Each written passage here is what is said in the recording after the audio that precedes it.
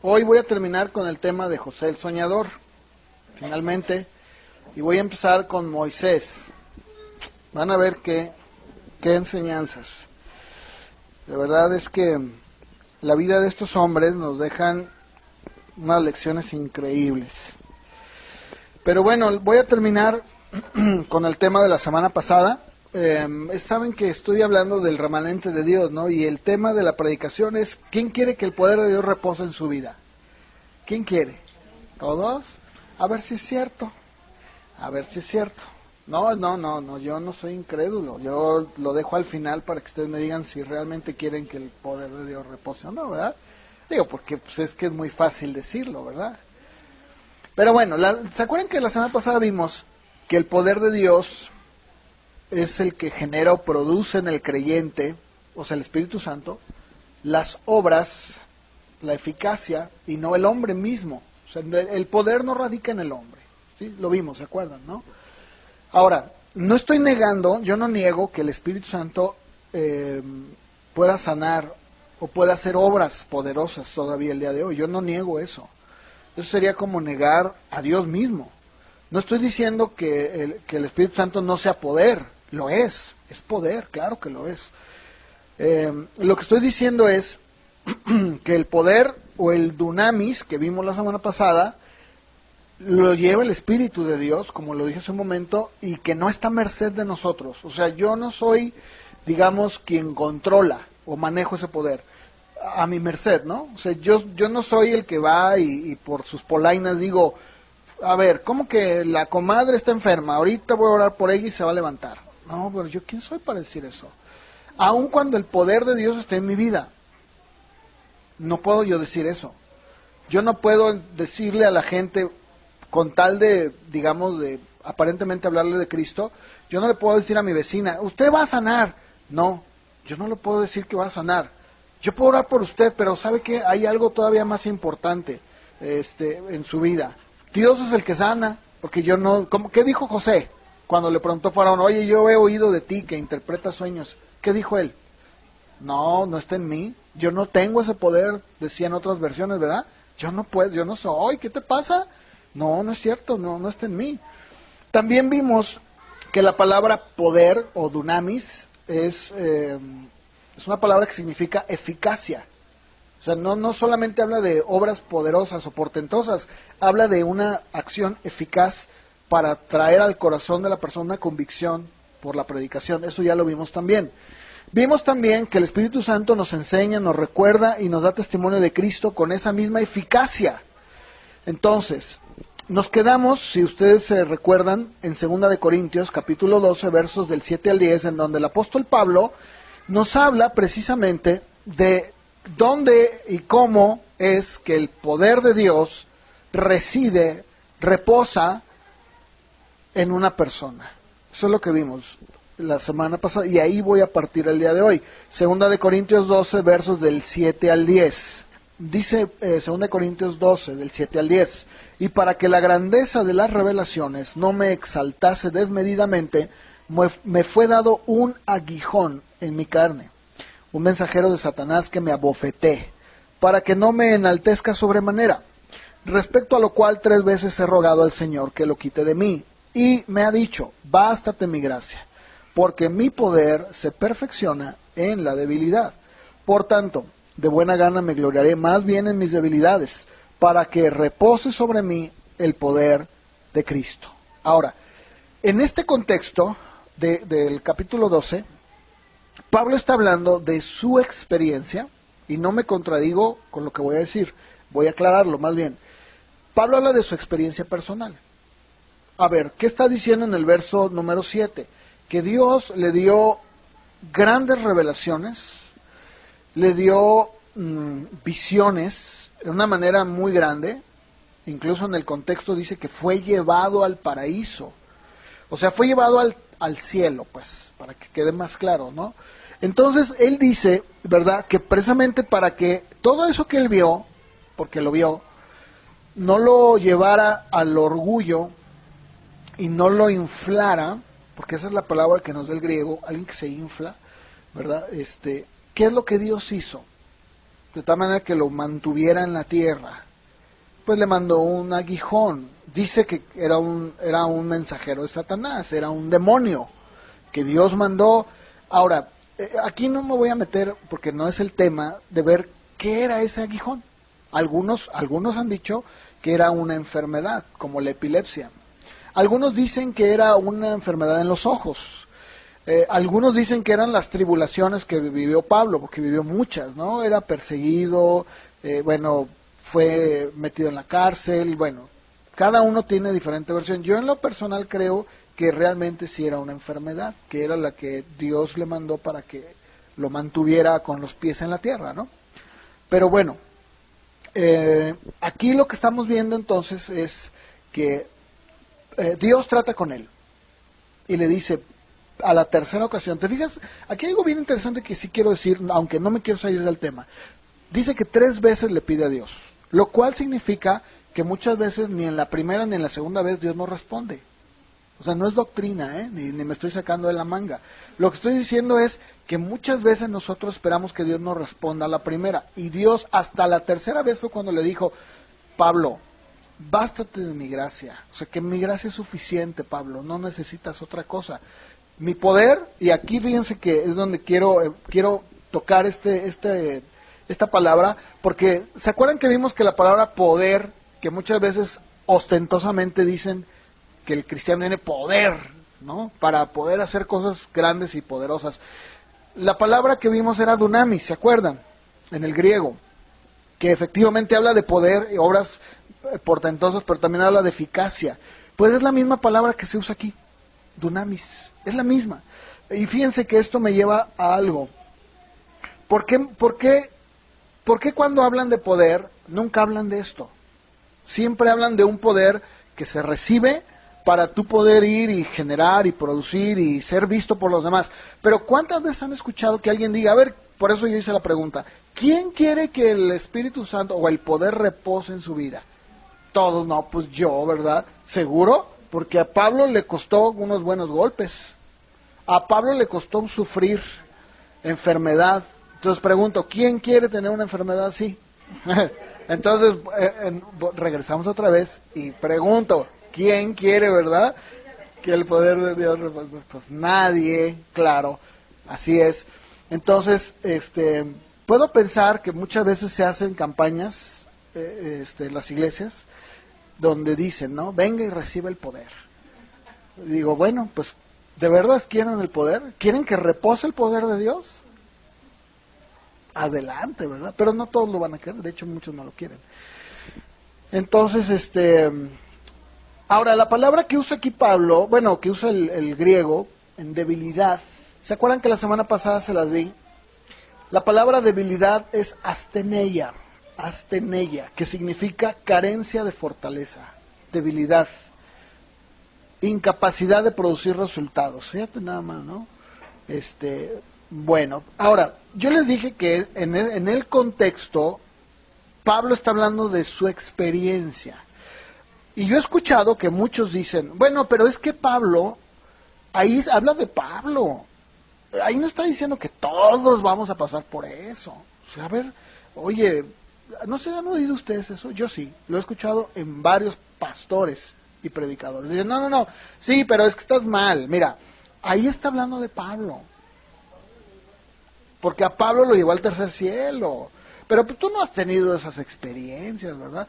Ahora, yo también les decía, esa gente que dice que Dios me llevó también y que luego al infierno, o sea, no. Esto fue algo único en la vida de Pablo y no se ha repetido jamás, ni creo que se repita, ¿verdad? En el caso de Juan, él vio visiones en el Apocalipsis. Pero que alguien se ha llevado literalmente al cielo, solamente Pablo.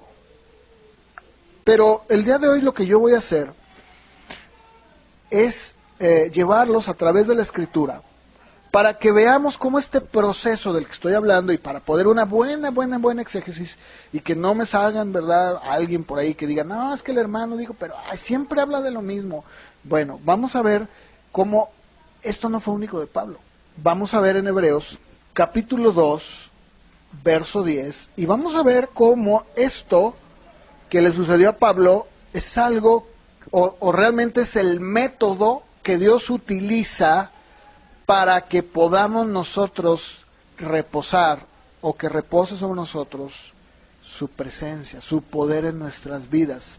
Porque convenía aquel por cuya causa son todas las cosas, y por quien todas las cosas subsisten, que habiendo de llevar muchos hijos a la gloria, perfeccionara por aflicciones al autor de la salvación de ellos. ¿De quién está hablando aquí? De Cristo. ¿Cuál fue el método que Dios utilizó para perfeccionar a Cristo? Ahí lo dice. Sufrimiento, aflicción. ¿Cómo es posible que Dios también, en el caso de Cristo, lo hiciera pasar por aflicción, por sufrimiento? Porque fíjense que esta palabra, aflicción, es exactamente la misma que Pablo utiliza en 2 de Corintios, que en realidad nos está hablando precisamente de una persona que es pasada a través del sufrimiento, no nada más de un momento, sino que literalmente está viviendo a través del sufrimiento. Ahora, voy a hablar, por ejemplo, también, porque quiero hablar un poquito de esta palabra perfeccionar. Cuando Pablo dice, bástate de mi gracia porque mi poder, mi dunamis, se perfecciona en la debilidad. Ya vimos lo que era debilidad. Esa palabra quiero tocarla, porque allí mismo en Hebreos 2:10, que lo leímos hace un momento, dice, porque era necesario perfeccionar por aflicciones al autor de la salvación. Esa es la misma palabra que se utiliza, y es una palabra griega que es teleios. Apréndansela porque esa palabra tiene una definición bien importante que se las voy a leer. Ahora, voy a leer un comentario bíblico sobre Hebreos 2:10. Van a ver la relación tan estrecha que existe. Dice así, ¿cómo llegó Jesús a eso? ¿Cómo llegó Jesús a esta situación de ser afligido? Bueno, la versión Reina Valera de 1960 y algunas otras dicen que Dios perfeccionó por aflicción. Las revisiones anteriores conservan lo que puso Casiodoro de Reina, lo consumió por aflicción, que es una versión mucho más antigua.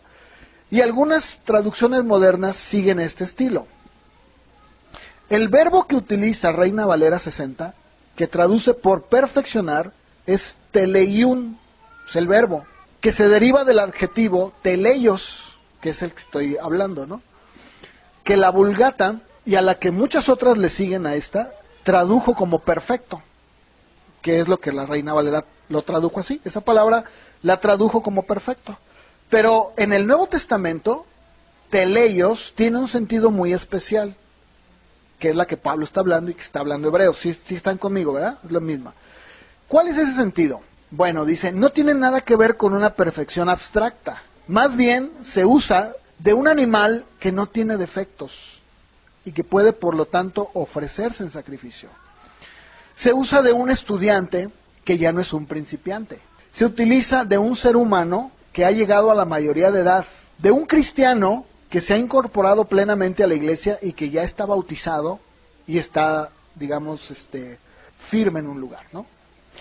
En pocas palabras, dice, el principal sentido de teleios en el Nuevo Testamento es el de siempre hablar de ya sea una cosa, animal o persona, que cumplen, escuchen esto, que cumplen plenamente el propósito que se les ha asignado. Por lo tanto, el verbo teleiun querrá decir no tanto perfeccionar, sino más bien hacer y ser perfectamente adecuado para la tarea que se te ha asignado.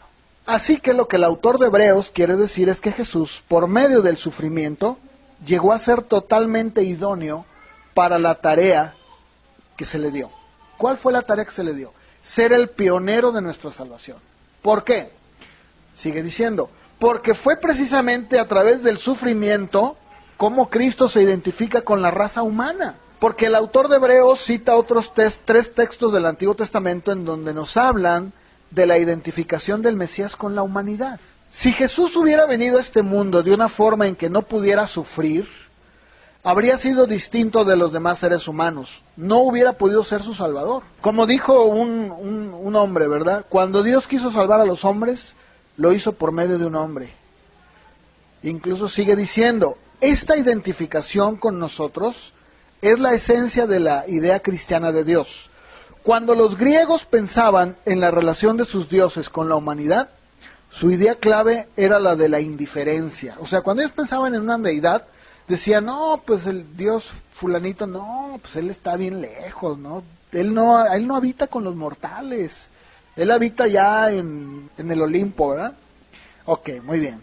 Dice, pero la idea clave del Evangelio es la identificación por medio del sufrimiento.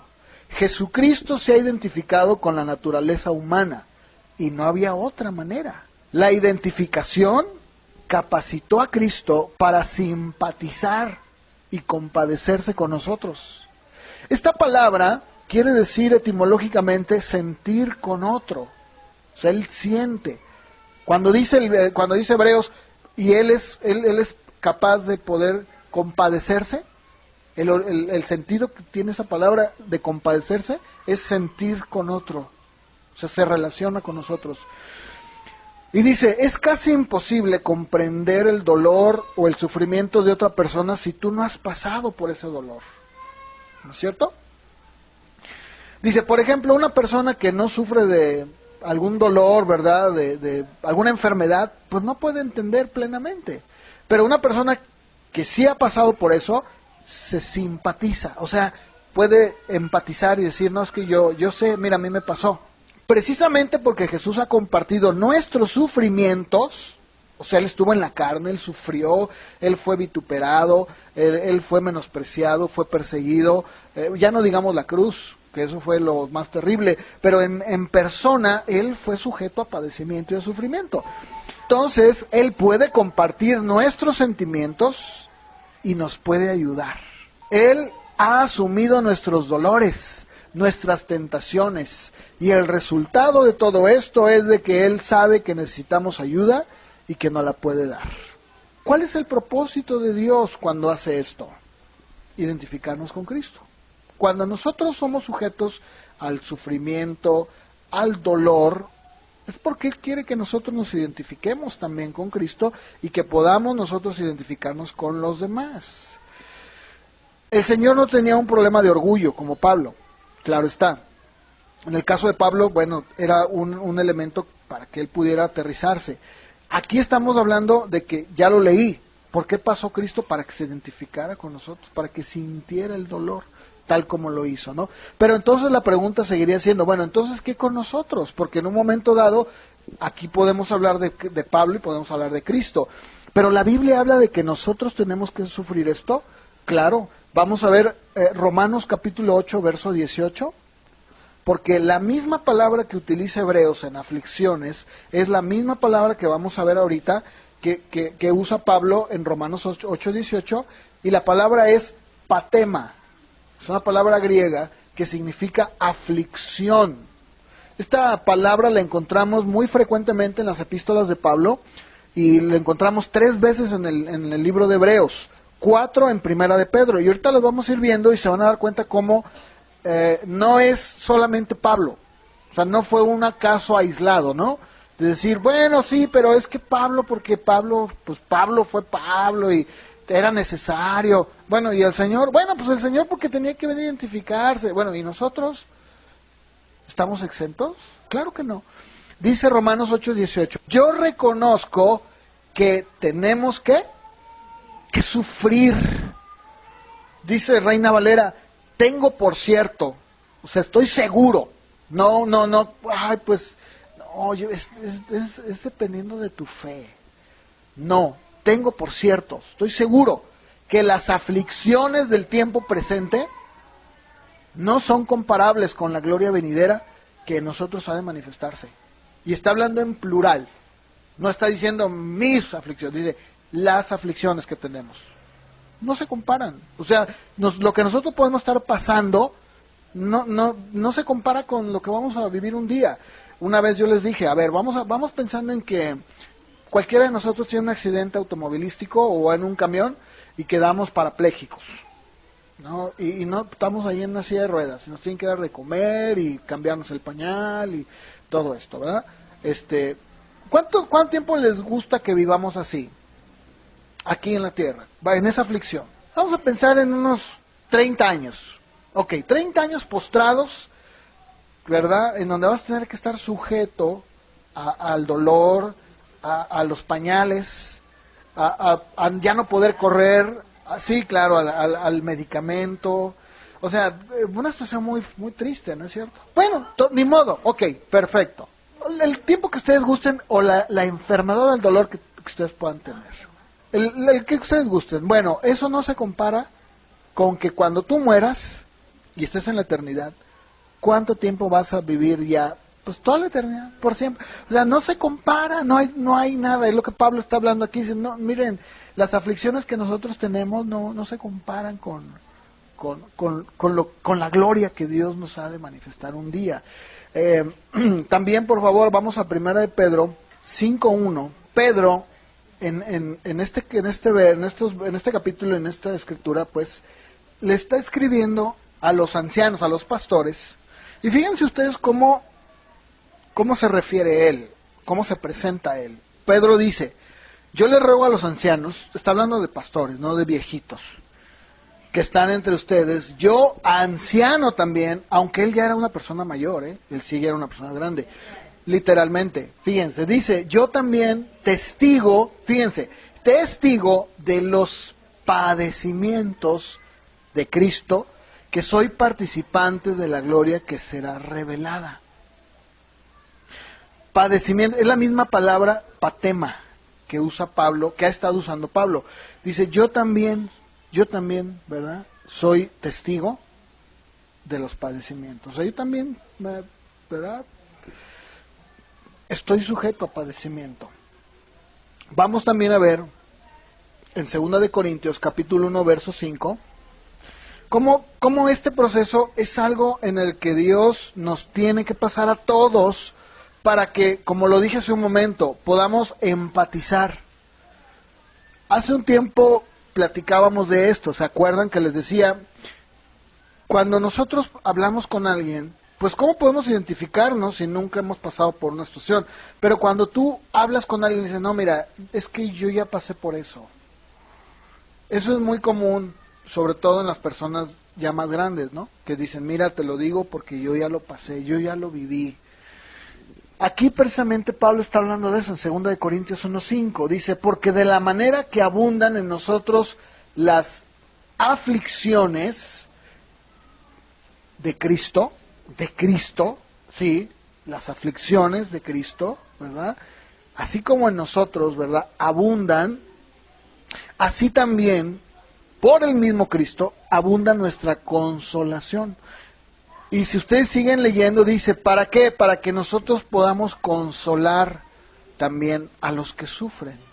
Entonces, el proceso, sin quererme adelantar, no me quiero adelantar, pero el proceso natural de Dios para nuestra vida, sí es la aflicción, sí es el dolor, sí lo es. Aun cuando a nosotros no nos guste, porque no nos gusta, nuestra carne no le gusta sufrir, no le gusta sentir dolor, no es algo que apetezca, a nadie nos gusta, pero sin embargo, así es. 1 de Pedro, capítulo 4, versos del 12 y 13, fíjense, aquí Pedro lo dice de una manera incluso hasta más clara. O sea, Pedro dice, amados, no se sorprendan del fuego de prueba que ha sobrevenido. Y aquí Pedro está hablando de persecución. La iglesia o las iglesias a las que les escribe en las regiones de Galacia y de Ponto eran judíos creyentes que estaban sufriendo fuertemente persecución, estaban sufriendo fuertemente. Y sin embargo Pedro pudo haber dicho, ay hermanitos, ay pobres, no, ay cómo me gustaría estar allá, ¿verdad? Dice, a ver, ¿se sorprenden? ¿Por qué se sorprenden? No se sorprendan del fuego, ¿verdad?, de prueba que les ha sobrevenido. Y dice, como si alguna cosa extraña aconteciera. O sea, ay Dios mío, pero ¿por qué me está pasando esto, verdad? Si yo, oro todas las mañanas y voy a la iglesia y doy mis diezmos. Dice, no, verso 13, sino gócense, por cuanto son participantes, y aquí otra vez la palabra que estamos hablando, patema, de los sufrimientos o padecimientos, dice Reina Valera, de Cristo, para que también en la revelación de su gloria se gocen con gran alegría. Incluso el verso 14, que no lo leímos, lo voy a leer, dice, si son vituperados por el nombre de Cristo, son bienaventurados, porque el glorioso Espíritu de Dios reposa sobre ustedes. Ciertamente de parte de ellos Él es blasfemado, pero por ustedes, ¿qué? Es glorificado. Por eso, déjenme decirles que si ustedes son capaces de entender esto, el 50% de su vida cristiana ya la hicieron. Porque, desgraciadamente, el pensamiento de hoy es muy distinto. Incluso yo, hace una semana, en esta semana pasada, estaba viendo, bueno, por una razón pues que me sugirieron, me metí a una página de internet y regularmente siempre cuando hablan de José el Soñador, regularmente, o sea, siempre ha sido como que el común denominador, cuando yo he escuchado de José el Soñador siempre hablan de éxito. Siempre se dice de cómo él, ¿verdad? Dios lo llevó a lo más grande. Y efectivamente, yo en esta página vi que decía, ¿verdad? El éxito de la vida de José el Soñador. Y cuando tú te pones a escuchar, yo digo, ¿por qué mutilan el Evangelio? ¿Por qué siempre te hablan del después de? Pero ¿por qué no te hablan del proceso que Dios llevó a José? ¿Por qué nunca te hablan de eso? ¿Por qué nunca hablan de esto? ¿Por qué siempre, decía yo hace rato, ¿no? ¿Por qué siempre te hablan de ese poder milagroso, portentoso, ostentoso? Pero ¿por qué nunca te hablan de cómo el poder de Dios puede reposar en tu vida? Y no es precisamente a través de manifestaciones, sino de aflicciones. ¿Por qué nunca nos hablan de eso? Porque no vende, porque no es atractivo, porque no es algo que el día de hoy la gente quiere oír. Pero Dios sigue poniendo el dedo en el renglón y no cambia. Y por eso yo les digo, si ustedes entienden esto, qué bien por ustedes. Porque si a tu vida llega a venir aflicción y dolor, entonces como Pedro, no te sorprendas. No digas, ay Señor, pero yo, ¿por qué yo? ¿Por qué a mi vida? Mira, todos somos bien buenos, nos comemos la sopa, no dejamos los frijoles, y es más, hasta llegamos temprano a la iglesia. Bueno. El apóstol Pablo, fíjense, el apóstol Pablo estaba lleno de este pensamiento. Y no porque él fuera masoquista. No es eso, no es eso. Pero déjame decirte algo que es muy cierto. Cuando una persona es afligida, es cuando más busca a Dios. Esa es la verdad. Cuando una persona es afligida, es cuando más se acuerda de Dios. Entonces la pregunta es, si yo tengo que hacer esto para que tú estés verdaderamente cerca de mí, pues lo voy a hacer. ¿Sabes por qué? Porque al final de cuentas Dios no está viendo tu dolor, está viendo lo que va a traer ese dolor. ¿Y sabes qué va a traer? Tenerte a ti, hacerte parte de Él. Y si es necesario que haya dolor, lo va a ver. ¿Por qué? Porque sus propósitos son eternos y van más allá. Además, que no fuimos hechos para esta tierra. O sea, Dios nunca planeó decir, te voy a acercar en un bonito lugar donde no tendrás dolor y mi hijo va a ir por la montaña corriendo, ¿verdad? Por los abrevaderos y ahí va mi espíritu guardándolo de todo mal. Nunca, jamás lo dice la Biblia. Nunca, nunca, nunca. El mismo salmista, cuando habla del Salmo 23, habla de lo hermoso que es ser apacentado por Dios, pero aún en medio de ese transcurso dice, cuando anda en valle de sombra y de muerte, habla de aflicción, habla de sombra y de muerte. Filipenses, capítulo 3, el apóstol Pablo nuevamente vuelve a hablarnos precisamente de cuál era su meta en la vida. Insisto, no porque él fuera un masoquista, no porque fuera un hombre que, ay, es que Pablo todo el tiempo hablaba de esto. Sí, pero ¿por qué lo hablaba? Porque él sabía perfectamente bien que esto era lo que Él en su vida y en nuestras vidas nos acerca, nos hace vivir como Él, el despojo, el decir, Señor, mi vida es tuya, y todo lo que pueda venir a ella no me importa, porque yo sé que tú tienes el control. Acuérdense que otro ejemplo que en su momento llegaremos, algún día, no sé cuándo, pero llegaremos a ver a Job, es otro ejemplo claro de un hombre afligido, un hombre llevado al extremo, ¿verdad? Y bueno, ustedes ya saben la historia. Fíjense, Pablo dice en el verso 7 de Filipenses 3, ¿cuántas cosas eran para mí ganancia? Y las he estimado como pérdida por amor de Cristo. Y ciertamente dice, aún estimo todas las cosas como pérdida, por la excelencia del conocimiento de Cristo Jesús, mi Señor, por amor del cual lo he perdido todo. Lo he perdido todo. ¿Cómo todo? Sí, todo. Reputación, nombre, dinero, posición, todo lo que yo soy. Y lo tengo por basura para ganar a Cristo. Y poder ser hallado en Él, no teniendo mi propia justicia, que es por la ley, sino la que es por la fe de Cristo, la justicia que es de Dios, por la fe. A fin de conocerle y el poder de su resurrección, y la participación de sus patema, de sus padecimientos, llegando a ser semejante a Él en su muerte. Hebreos capítulo 5 también, por favor. Nuevamente, vamos a ver un poquito más de cerca al Señor Jesús. Vamos a verlo un poquito más de cerca. Cómo la Biblia nos habla del mismo Cristo. Dice, Cristo cuando Él era humano en la tierra, ¿qué pasó? Bueno, pues Él dijo, Señor, de verdad, créeme lo que como hombre sí quisiera evitar el dolor. ¿Quién no? Claro que sí. Sí, no podemos decir, no, yo no, todos quisiéramos evitarlo. Dice, pero sin embargo, dice, Dios lo oyó porque tuvo una actitud reverente, ¿no? De respeto, decía, Señor, bueno, sí, pero no mi voluntad, finalmente que sea la tuya. Y dice en el verso 8, y aunque Él era hijo, por lo que padeció, aprendió la obediencia. A través del padecimiento, que es la misma palabra que estamos viendo, dice, y habiendo sido perfeccionado, esa palabra es la misma palabra, teleio, y habiendo sido perfeccionado, vino a ser autor de eterna salvación para todos los que le obedecen. Yo les preguntaría, ¿no están ustedes contentos de que Cristo haya sufrido y haya completado la obra para nuestro bien? Claro que sí. ¿Te imaginas si yo dijera, no es cierto, Dios no quiere el dolor ni el sufrimiento? Entonces ni uno de nosotros podríamos estar aquí. Porque eso es exactamente lo que Pedro le quiso decir al Señor. Señor, nunca pase eso de ti, nunca te acontezca.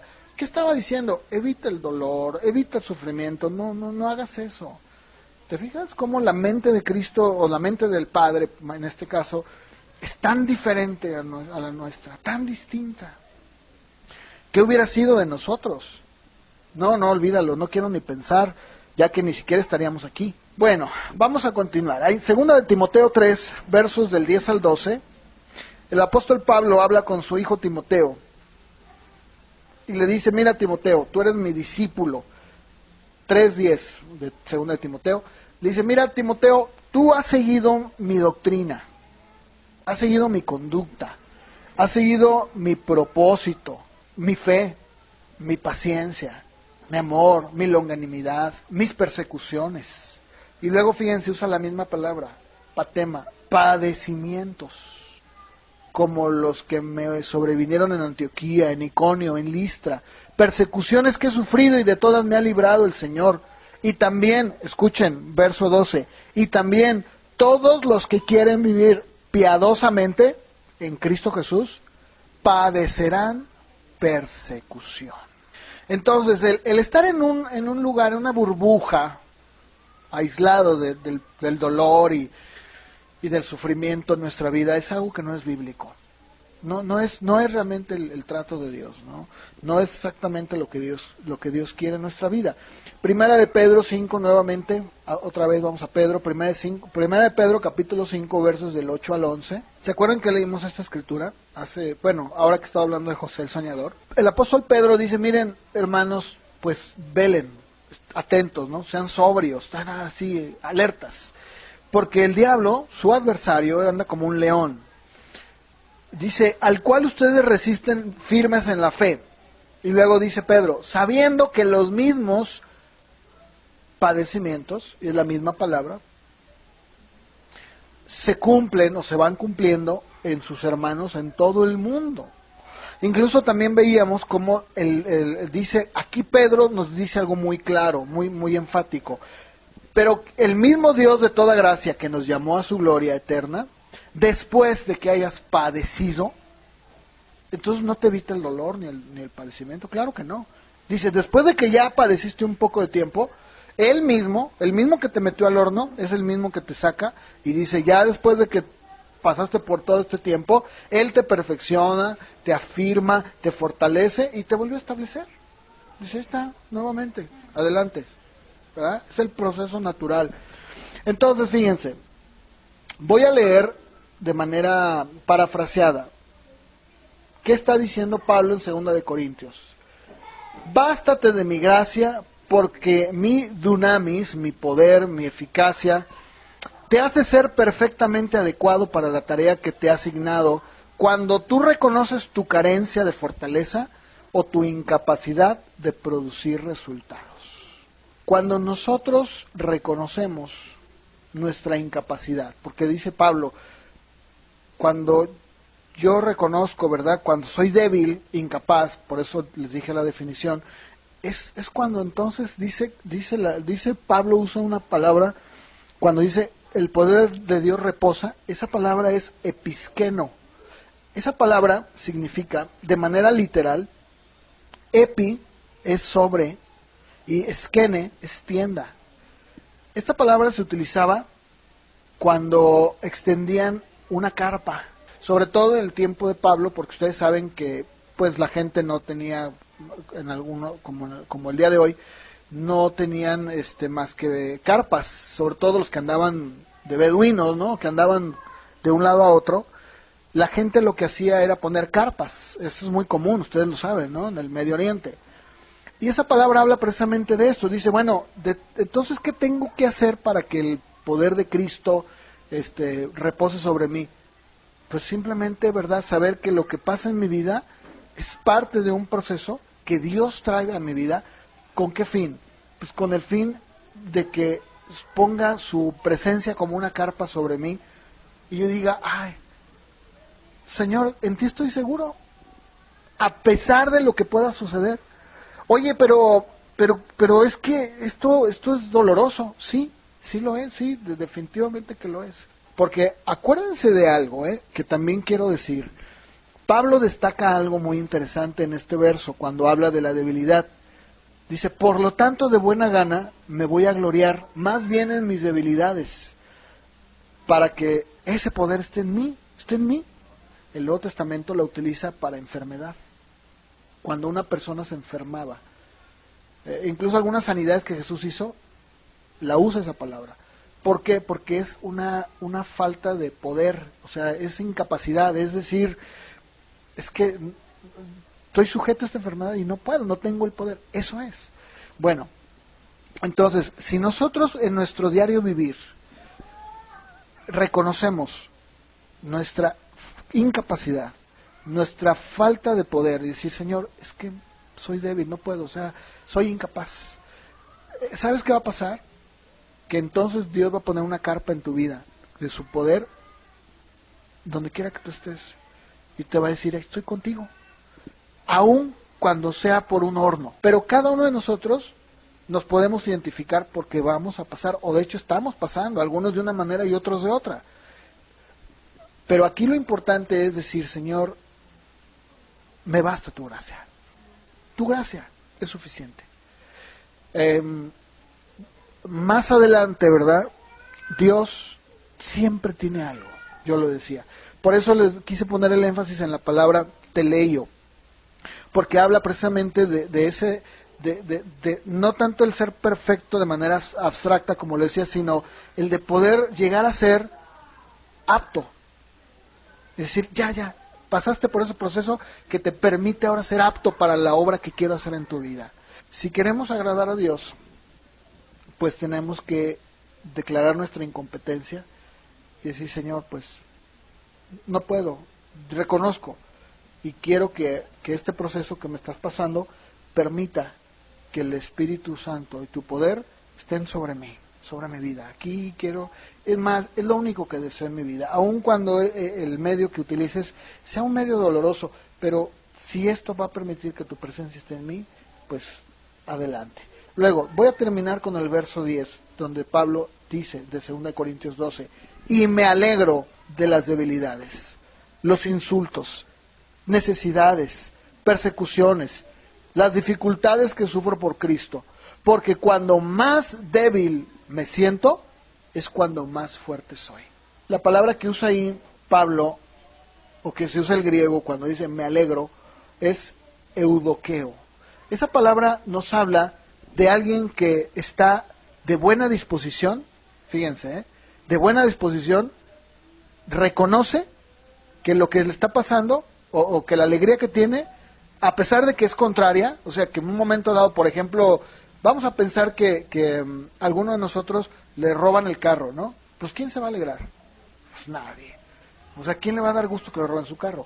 Pero lo que está diciendo aquí el griego es que acentúa una buena disposición y una intención de saber que lo que pasó es bueno. Si no, mira, Dios sabe, ¿sí me entienden? Se alegra, pero en un entendimiento de que, no, mira, sé que esto es bueno, ¿no? Como dijo Job, Dios dio, Dios quitó, bendito es el nombre de Dios, ¿no? Entonces, luego fíjense, la palabra que usa ahí Pablo cuando dice, más fuerte soy, es dunatos. Esa palabra es bien interesante porque es como un juego de palabras. Dunatos es una palabra que está muy relacionada a la misma palabra que es poder, que es dunamis. Dunamis y dunatos son palabras que están muy ligadas, ¿sí? Pero fíjate que una te habla de poder, de eficacia. O sea, dunamis habla de poder y de eficacia. Dunatos nos habla de alguien que es capaz, que puede llegar a ser capaz, que puede ser fuerte y poderoso, pero no por sí mismo. O sea, dice, soy fuerte, pero no por mí, sino porque Dios me hace fuerte.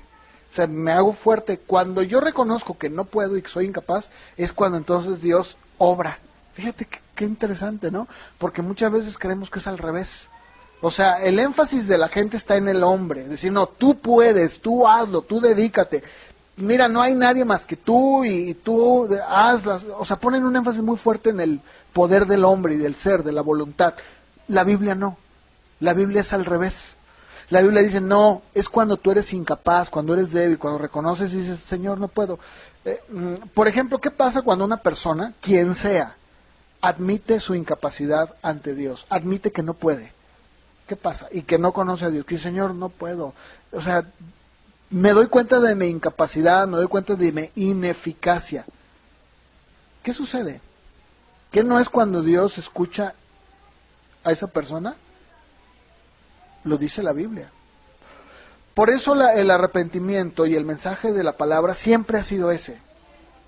El que el hombre reconozca su incapacidad, que reconozca su falta de poder.